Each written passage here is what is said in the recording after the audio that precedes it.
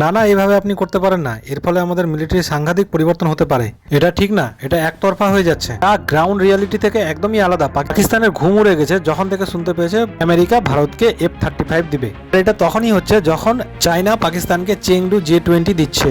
US এর F-35, চায়নার J-20, রাশিয়ার Su-57, তুর্কির কান, এইগুলো সবই 5th জেনারেশন এয়ারক্রাফট। তবে যদি এগুলোর মধ্যে সব থেকে বেশি ভরসা করা যায় তবে F-35ই হলো সব থেকে বেশি রিলায়েবিলিটি। এটি ইউএস এর মিলিটারিতে 2016 থেকে আছে। আফগানিস্তানের তালিবানি থেকে শুরু করে বর্তমানে ইসরায়েল এটিকে একদম খুবই হুতিয়ে চালিয়েছে এবং দেখিয়ে দিয়েছে এটার পাওয়ার কতটা। এছাড়াও রাশিয়ার Su-57ও খুব ভালোভাবে পারফরমেন্স করেছে ইউক্রেনের বিরুদ্ধে। অনেক কম্পিটিশন বেড়ে গেছে F-35 আর Sukhoi 57 এর মধ্যে।